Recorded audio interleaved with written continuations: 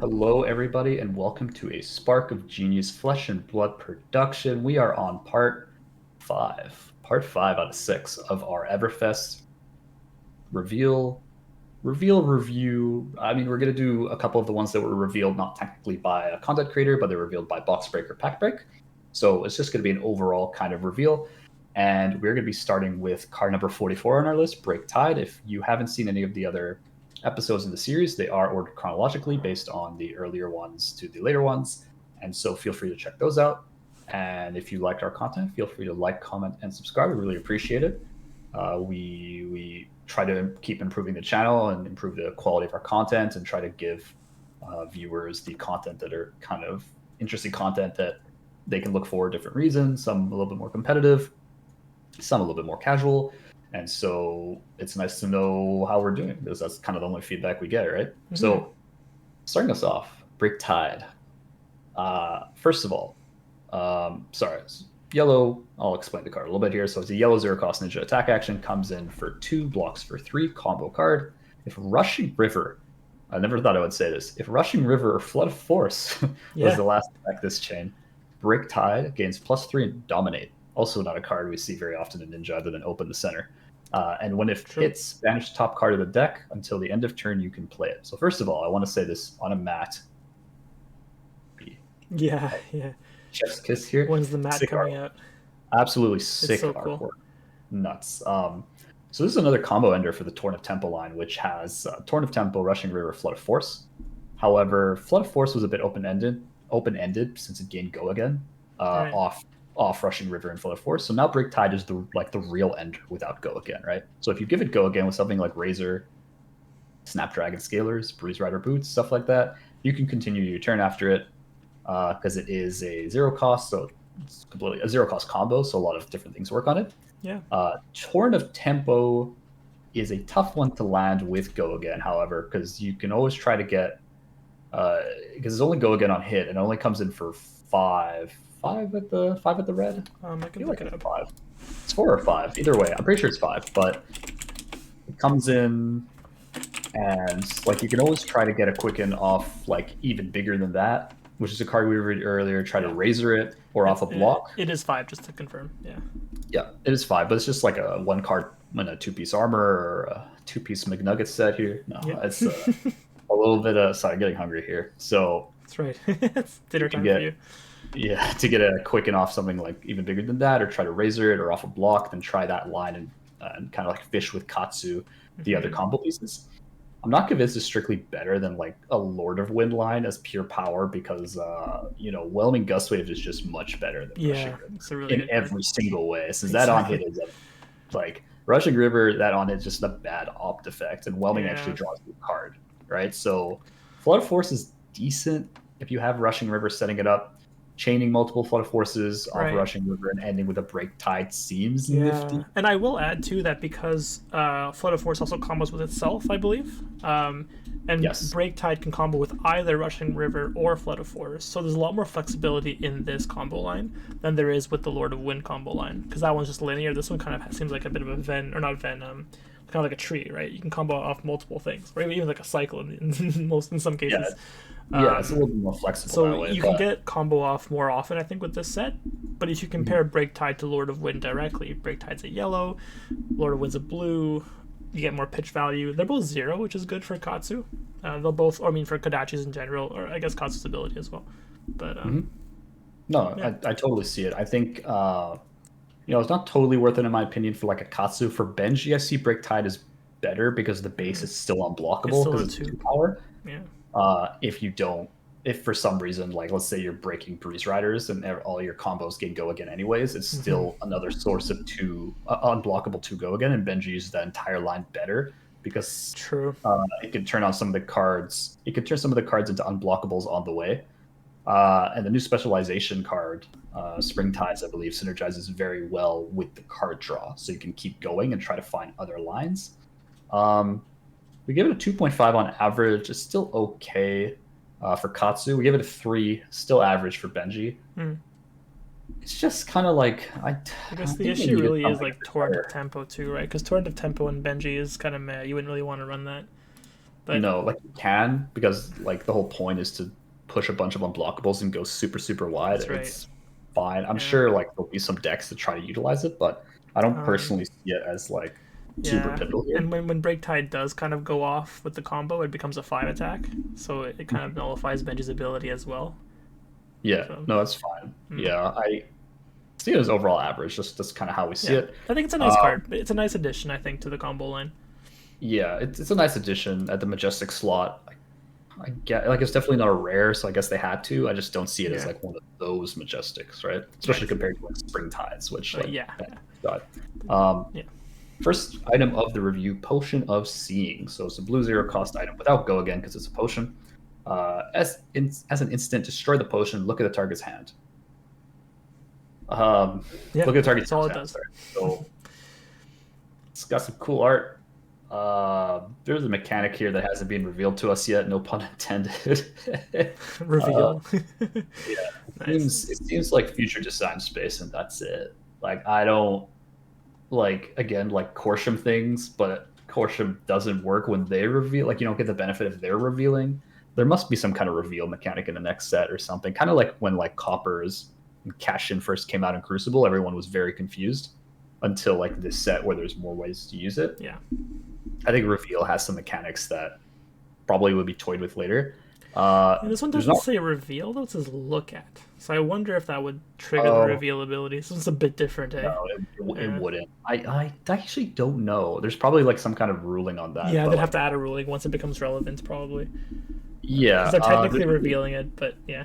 yeah, no, it's true. Substance over form, right? So Yeah. it's not really enough to go into like maybe a 2 average at the moment, 1.5 bad. I don't really know. There's really Yeah. not that much to go on. I think I'd For prefer to play pick a card, any card, than this, right? So at least you can get the silvers. I would too. I Yeah. would too. Um, Yeah. Moving on to the first equipment of the set here on this episode reveal, Earthlore Bounty. So this is a Guardian chest piece, so it's competing with Tectonic Plating, Yeah. Big which shoes to fill. Big yeah, as chest to fill. we big chest to fill. I love it.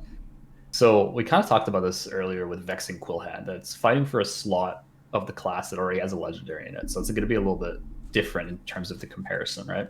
So this chess piece blocks for 2 with Temper. So similar idea as the Battle Worn with Tectonic Plating. Whenever you draw a card from the effect of an action card, so it's just any old action card, create a search token for each card drawn this way. So Yeah. immediately I'm thinking here the synergistically here, the good synergy with cards such as Tome of Findos, Mage Masters combo, just draw cards. Tome of Harvest draws you a lot of cards. So Tomorrow draws you a card. Polar Blast draws you a card. Embolden, Blessing of Deliverance. So there's a lot of Polar Blast is a good one. elemental. Yeah, yeah.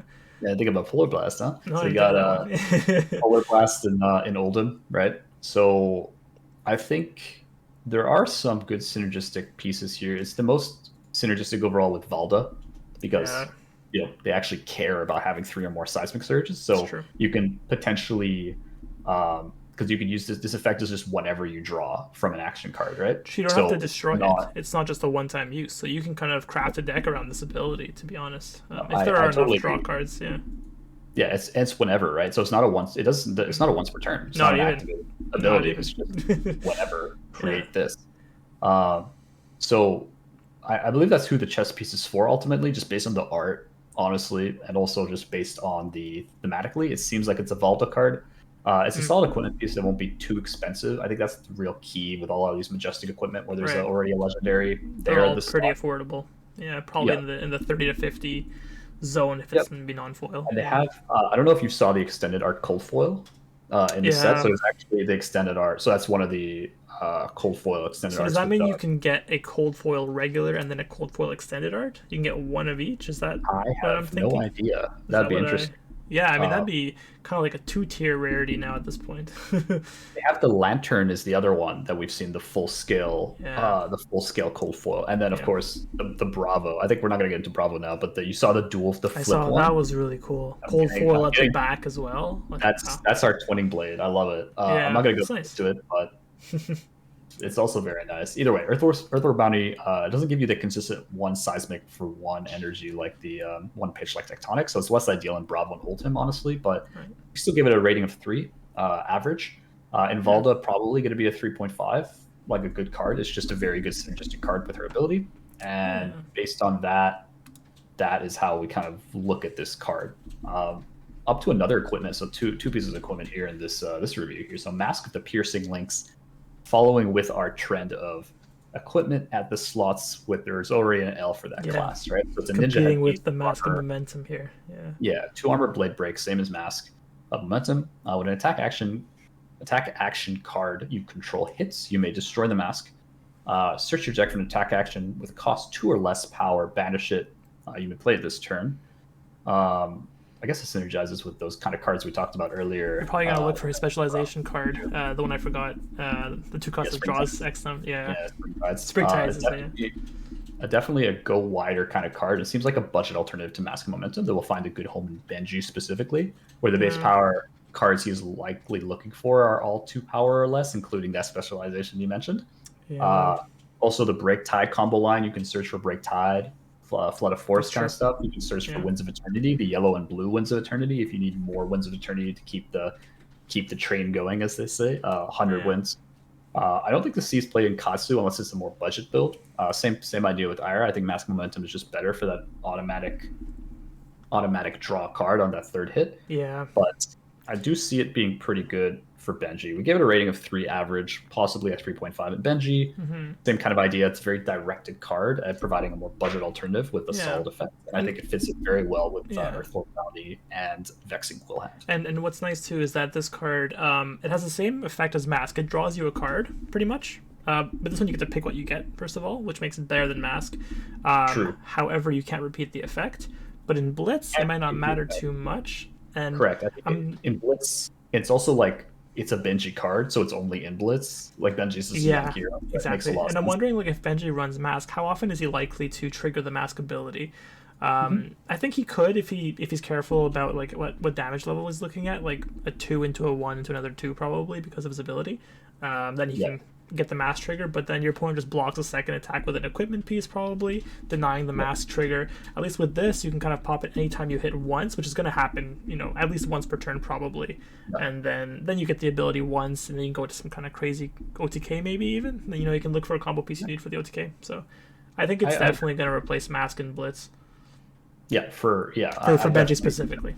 For Benji, I definitely agree that it's very, very good. Like, the opponent's not going to have enough armor to block literally every single 1 and 2 attacks. You're going to get this trigger for sure. It's not like the Mask where you can just block the second attack and you're kind of screwed. Yeah, exactly. So that's Mask of the Piercing Lynx, and we're moving on to a wizard card, Aether Wildfire, and I got extremely excited when I saw this. Obviously, wizard player, right? Wizard non-attack action, red 2 cost 3 block, red card, deals 4 damage, arcane damage to the opposing hero. It's played during the opponent turn, which seems to be a trend with all the wizard cards that they have additional effect played on the opponent turn. Probably because of like same idea, Lysander is also like an opponent turn benefit kind of thing. Lysander, Icelander. I know what you meant. Icelander.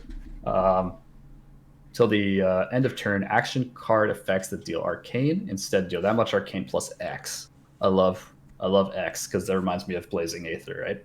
Yep. So where X is the arcane dealt by Aether Wildfire. So immediately this looks like a souped up version of Aether. It's like a Pimp My Ride, but with the Aether Flare in the back, right? Also, I mean, this kind of could enhance the ability of Blazing Aether as well, because it's kind of Blazing Aether gets like double almost, right? However much this damages, plus its own effect, which gains X as well. So it's like hit for 4 with this, it hits for 8 after. Yeah, exactly. I now have a Sonata Arcanix on my own. Yeah, it's a Wizard Sonata. And so definitely a strong card. This card, along with a couple of the other Everfest cards, are definitely promoting more play on your opponent turn, like an OTK-ish play style. This couples with things like Sindering Foresight, Snapbacks, the new Wizard defense reaction, Sigil. We're going to talk about it later, so don't worry about that. Everything in Wizard, more or less, this set we have seen does damage, and then the additional effect is done on your opponent's turn. If played on your opponent's turn, this card also synergizes really well with Potion of Deja Vu, right? Being able to pitch the Wildfire and stack it on top for a big turn, because then you're guaranteeing that when you pitch for Kano, it's going to be on the opponent's turn. For sure. And I think this card has potential to be the game ender card instead of Forked Lightning, which we didn't have before. We didn't really ever have. We had like these small little combos that you're like pitching, coming into Scalding Rain, Aether Flare, Snapback, stuff like that, but we never really had a true Forked Lightning replacement. And now I think we definitely do. I can see a lot of basic combos coming out of this. Some a lot more expensive than others, meaning energy potions will be very, very necessary if you didn't know how to use them. Possibly also the talisman that turns your red into blues. And it's also nice that an E-Pot can pretty much pay for Aether Wildfire in its entirety, right? It doesn't cost 3 like Fork does. Exactly. So like even the most basic of combos, right? That cards that already have easily playable from a hand on your opponent's turn, like a snapback, right? So you can pitch this maybe Potion of Deja Vu or something to pitch it for Crucible of Aetherweave. Put it on top, Kano it off the top, and so you're coming in for 5. Let's say they block 3, and so you would have like the buff of 2, right? Yeah. For all of your action effects until the end of your snapback is basically coming in for 5 if it's the red one. Snapback. You can also, like, if you had an Arsenal card and you use Stormstriders to get some kind of either like an Aether Flare or, God forbid, another Aether Wildfire, and you have like E-Pots to buff that, and you can do a cascading effect and then end on like a Blazing Aether or something like that if you have it off the top or some other way. But even from hand, you can really go super tall and wide at the same time with like a Striders, and so you can also make a guaranteed Sonic Boom trigger too. Don't have to worry about your opponent blocking all 3 of its damage. You could buff it with this and go in for 5, and they can't block all of it. Yep, another key Deja Vu moment. Potion of Deja Vu. If you pitch if you pitch for Kano, right? If you pitch that with a Sonic Boom, that the Sonic Boom is going to go into the Blazing, then you could get that Blazing for not Blazing Aether Wildfire. You get the Aether Wildfire for free, right? So if you buff the Sonic Boom, you'll be able to keep going with that, right? Also very good with Stir the Aether Winds. So if you can use that with your Striders or Stir off the top, something like that, and be able to play this out of hand or out of Arsenal with play Aether Wildfire out of hand or Arsenal at instant speed and do everything on your opponent's turn. There's a lot of combos. I can spend the entire video thinking about combos, but we have to move on here. We give it a 4.5.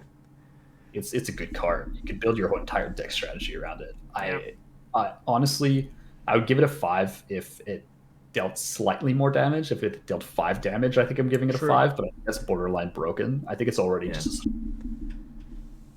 Yep, agree. Then we're moving on to our item, but it's not just an item. It's a special item. It's the Mechanologist Data Doll Specialization Microprocessor.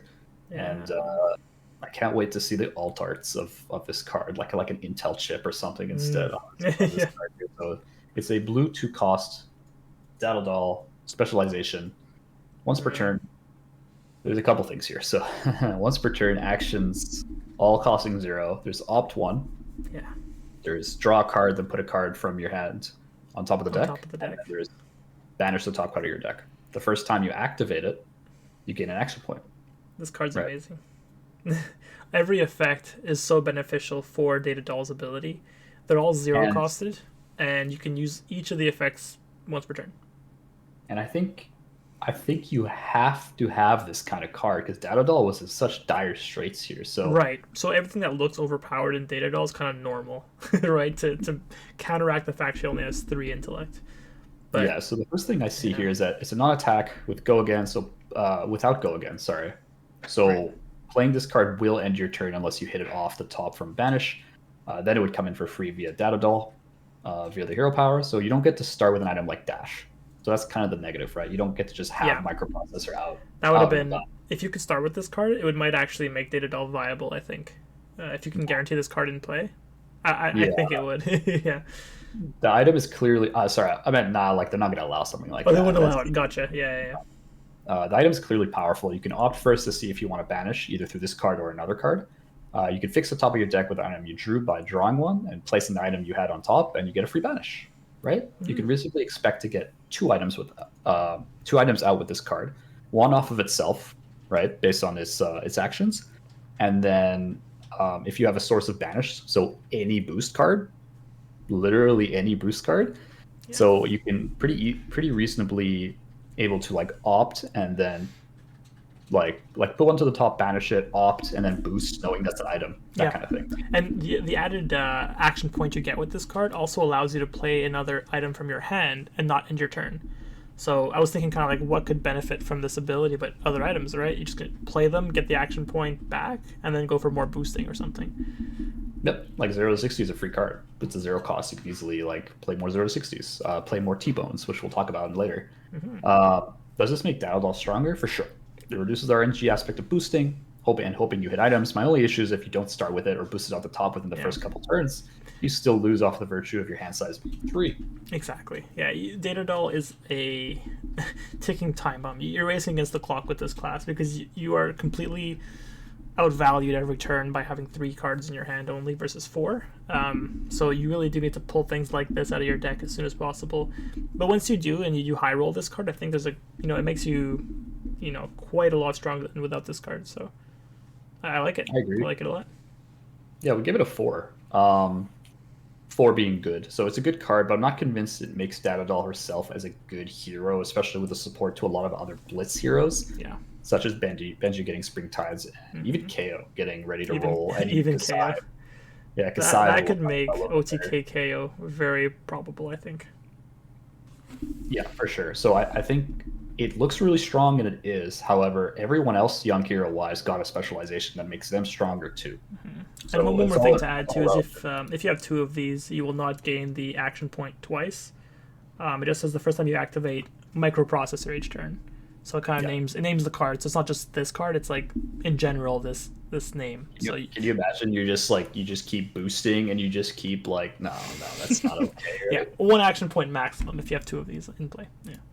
Yeah, because you have you can have a tactical plasma pistol, right? You could exactly with Data Doll. So you can kind of gain. Yeah, it's kind of having built-in induction chambers at that point. It's ingrown high octane is what it is. It's just like high octane on steroids. It's higher octane. Higher octane. What was it? Heptane. No. Thinking of another chemistry coming back to me.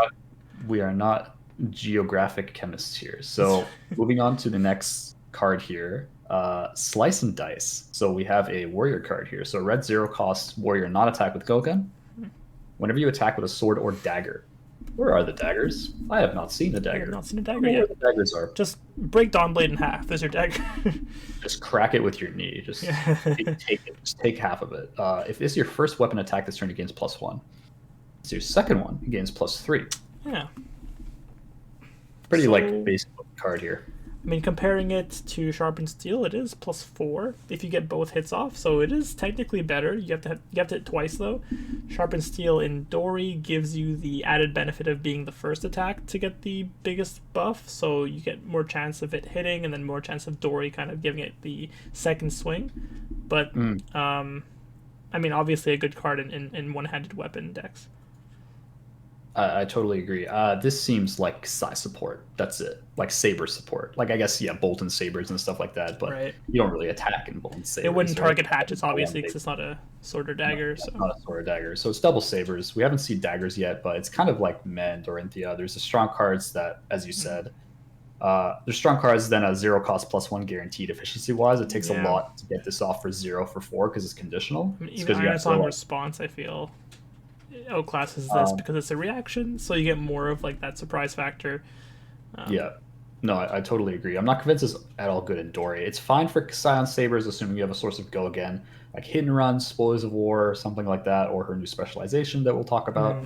I almost see this card as a slightly worse Hit and Run, because at least Hit and Run gives Go Again instead of a +1. Exactly. I'd rather have Go Again because Go Again is so important.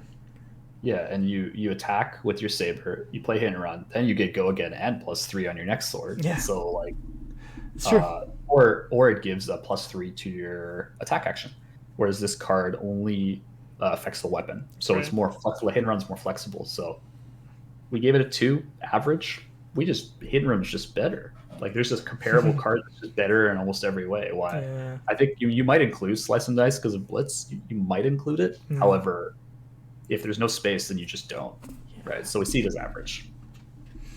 How many cards do we got left here? I think there are 3 left in our list. 3 left in the list. So, Yeah. Grandeur of Valahai. This is the Fable. It wasn't technically Yeah. revealed. I'm gonna mention it here.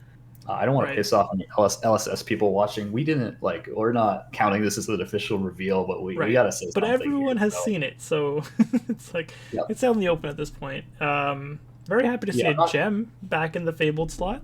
I think that happy was to kind see it. of we were kind of missing that a little bit with the landscapes we got in the last two sets. So We pleasant The landscapes surprise. were nice. However, I think a third one in a row wasn't in the cards. I don't Yeah. think I would have enjoyed a third one in a row. So the Fable, my philosophy of Fables is if you have it, then you can put it in your deck, but it's never required, right? So Yeah, this one is no this should different. not be required. I mean, I have Ophidia was kind of borderline because it's actually really good in certain decks. True, but it can also lose you the game in those decks, Yeah, the no right? block. I mean, yeah, The no block and Kanoing off the top. Two that's things I've done before. right. Yeah, This one's no different. You pitch for 3, get a seismic out of it to prep your next turn. yeah, It's very good in Valda if you run Tectonic. It's good in Guardians in general, but it's nothing too broken. I think if you same idea. If you have it, play it. If not, don't worry yeah. about it. I love the minor effect that these fables give. That they're not broken and they shouldn't be. The philosophy is that because this card's going to be really expensive, it shouldn't be a staple in any deck list. Really, it should be like if you have it, maybe it'll give you like an extra 1% chance of doing something crazy. But I think that these should not be broken by virtue of them being so, so much of a chase card, right? I totally agree here. So we're not going to rate it. It's a Fable. It's a Do fable. with it. It's nice. It's a beautiful card. Put it in your binder. Put it in a slab. It's gonna be nice. Probably not gonna be like a staple by any means. So. No. Next card here. So 2 cards left here. Tri-Shot. Interesting card. Ranger card. Blue 0 cost Ranger card. Not attack action. Blocks for 3. Nice. That arrow You may went activate. right through that guy's head. That's Yeah, right through the I'm skull. liking I'm liking this artwork. That's the Oh, artwork for the ProQuest mat. it's the guy No? from Headshot. Yeah, It's just the same guy. The ProQuest top 2 mat is Mm, Tri-Shot, I believe. it's nice art. You may activate target bow. I think it is. It's got Death Dealer on the art, right? So you may Is that Death activate Dealer? target The bow? bow. Yeah, it's Death Dealer. Okay. Oh, I didn't notice. You may activate target bow you control 2 additional times. So 3 times total, in case anyone's counting. Anyone's counting at home. 3 times total here. So off the bat, big fan of a 3 block blue for Ranger. Coming Right. into the Stat generic line Ranger is slot tens across. Right. Yeah. Yeah. Blue 0 cost and 3 block. Perfect. helps Azalea and Lexi, right? So it can be played in both. Thinking about the bows and combinations this can work for, right? So we have Death Dealer, Redliner, Voltaire, Shiver, and Dreadbore. We've got No, 5 Dreadbore. bows. Yeah. Off the bat for Lexi builds with Shiver, I'm just gonna say a little bit about everything here. I'm gonna rank Yeah. them as they go. So with Shiver, Shiver itself can't give arrows go again. Only a +1 or Dominate. The Dominate is nice for allowing arrows to hit, following a more go tall strategy. However, there aren't too many ways for Lexi to reliably give arrows go again without Voltaire. Yeah. So other than giving like Bolden Shot go again off +1, any bow can do that for Lexi though, It's true. or Azalea for that matter, right? So and a lot of bows can give +1 for Even Bolden Shot. Dreadbore now gives +1, right? Yep, Dreadbore gives +1. She would have to rely on flipping lightning cards from Arsenal to get go again for Lexi, right? So she's flipping lightning cards a lot more specific, which makes less sense if you're going for a more ice focused go tall build, right? You don't want to have to like get Lexi lightning cards, put them in Arsenal every single time when you're trying to give them frostbites and go tall instead, right? With Voltaire, activating 2 additional times means that your twice a turn becomes 6 times a turn, right? So it says you may activate target bow you control 2 additional times. Is it 6 or 4? It might be 4 because I'm thinking like the ability. So it says you activate the target bow you control. I don't think the twice per turn is an activated ability. I don't Is know. it not? I'm gonna have to check the Might not ruling be. on that.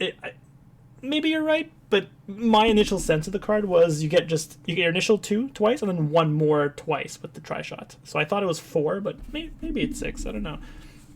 Yeah, We no, can, it's fair. we can post it in a comment if we have a ruling on that. But I'm kind of thinking it's 4. It would be funny if it were 6. it'd But be I'm funny kind if of the thinking twice 4. got applied 3 times.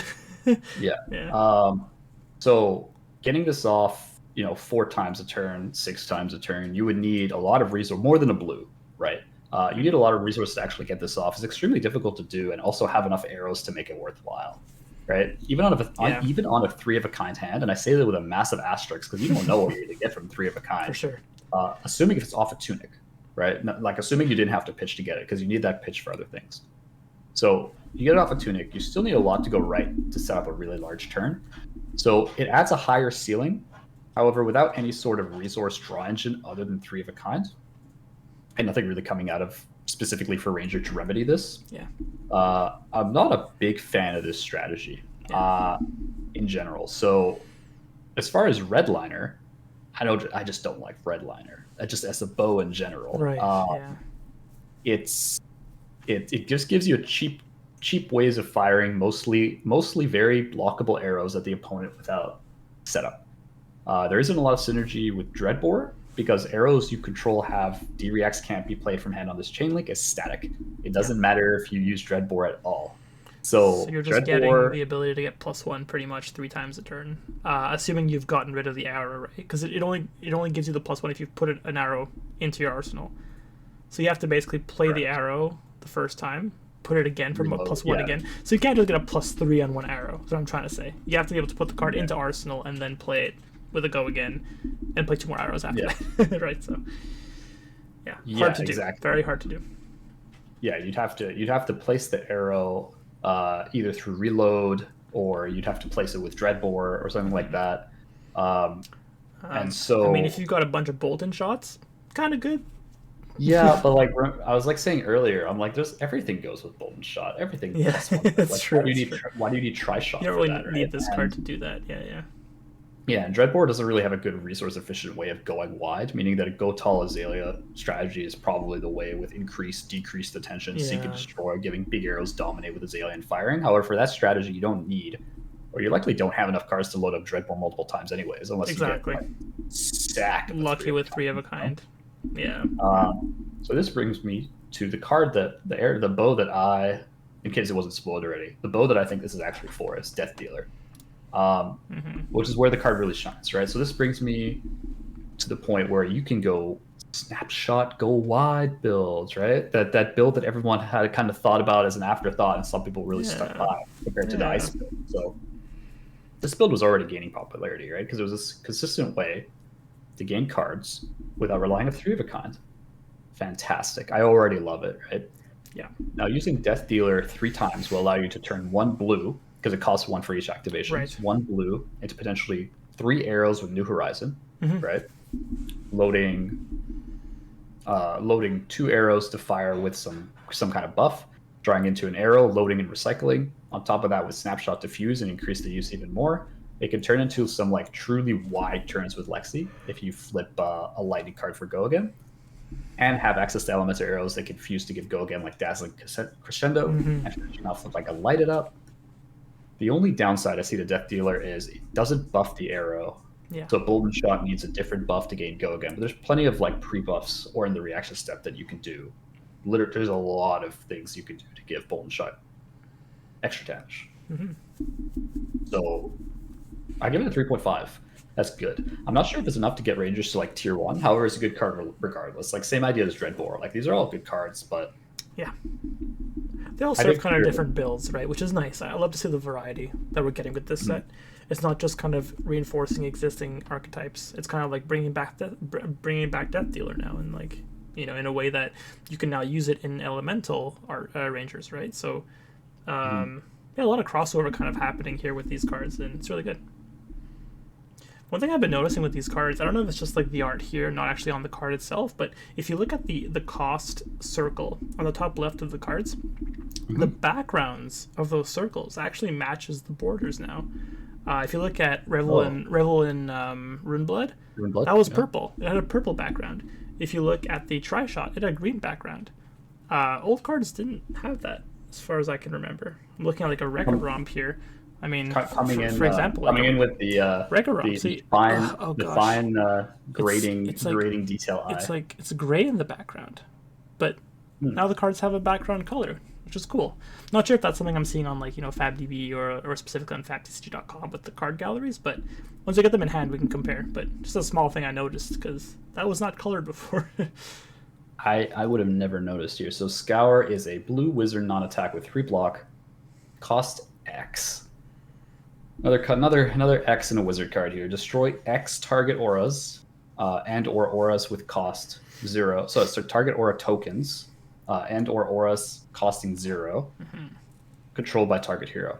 Then deal arcane to that hero equal to the number of auras destroyed this way. Automatically. It's a blue non-attack, blocks for 3. These are very easy to slot in for one of the less useful blues that Kano runs in right. Blitz or CC. Yeah. Blitz-wise, even if you don't happen to face a hero with an aura and aura token, which there are a fair amount of them, it still blocks for 3. Or use it for pitch, right? Definitely a 2-0 for Blitz, 3-0 for CC. Yeah. This can hit Prism, which finally gives Wizard a fighting chance against Prism. My God, previously a very tough matchup. This will actually allow a wizard to destroy all the spectral shields and do damage at the same time because it's target aura tokens, which is what a spectral shield is, right?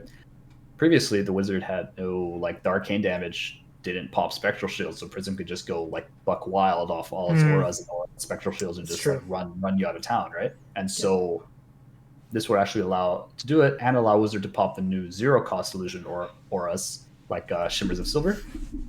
That's right.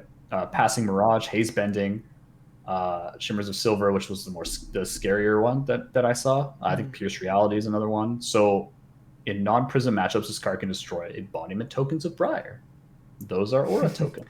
Can you imagine some guy being like, oh, look at me, I created an Earth token, I created a Lightning token. Whoa. In response to you creating that Lightning token. It wouldn't be in response. You'd have to Kano it off the top, I guess, then play it, right? Yeah, because they would create the Lightning token, then they would use something, and then in response to attack before it resolves and the go again is applied, you would break the embodiment, which would be hilarious, right? Or if they set up, because you can kind of set up your embodiment of Lightning for the next turn too. So if they have it in play, you can play this on your own turn, get rid of it, and kind of remove their big go white turn. Yep. This hits Runeshine tokens. Those are OTK Viz. Yep. Soul Shackles. Shackles are also aura tokens from Chain, which allows you to more easily race, which was an issue when Chain had Null Rune on, since Shackles build and Chain can bitch to prevent Arcane and still play out of Banish. And this can hurt Chain so badly because he can't create those that quickly. It's once per turn, right? You can so easily on turn 5 or 6 pitch 2 blues with this and destroy them all, and then he's back to turn 1. And that's the race is something that Kano struggled with against Chain with Null Rune. And you can do this multiple times for every Scour you have. It's like, get back to 4 or 5 Soul Shackles, I'll play my other one. Here you go. Go back to 0. That's Seismic Surge from Guardian, so it's a good counter to all the cards coming out. And the Heave mechanic that creates Surge tokens could slow down that strategy. You can against not only Heave but the what's the Earth, the summoning card, the Earth Court. I think it's the one that just creates a whole lot of Awakening? Awakening, not summoning, Awakening. That's it. Yeah. You can hit all of those seismic surges. So you can really slow them down if you have enough pitch, right? So enough of the strongest heroes. 1 arcane per aura you break too. So that's insane value. It's not just destroying them. It's like, here's 9 damage if I pitch 3 blues, right? Yeah, so you could potentially throw them off their entire tempo turn. And enough of the strongest heroes at the moment in the meta and going forward will likely rely on aura tokens or 0 cost auras from Prism. The Scour is a great current and future card. In Icelander, this card can be played out of Arsenal at instant speed, allowing you to still play your action. And Kano can be played off the top of the instant speed, meaning it's also very easy to play for both wizards. I gave this a 5. This is my first 5. Not the only one I'm going to give, but this is not very easy to get this 5. Excellent score. It definitely worked hard for it. This card ticks every box. Pretty much. Yep. Excellent all-around card that's a must include if you own it. There's honestly buy the card. This is my opinion. Get a playset of this if you want to play with it. You just have to. I don't know how you play with this card and still stay competitive against top tier meta decks. Yeah. That's a nice card to end on. Scour. It is. I love it. And so for everyone liked, appreciated the content, feel free to like, comment, subscribe. I'm never going to stop saying that. If you have differing opinions, feel free to comment from wherever you're watching this in the world. And whenever you're watching this, I say good morning, good afternoon, and good night. Have a good night, good evening, whatever you want to call it here. And with that, be prepared for our final episode of the series coming up next, probably the day after this one's uploaded. Feel free to watch that one, or feel free to watch the entire one as a playlist. It'll all be in the new playlist we recorded. All the videos are in there for Everfest. And with that, appreciate everybody watching. Bye for now.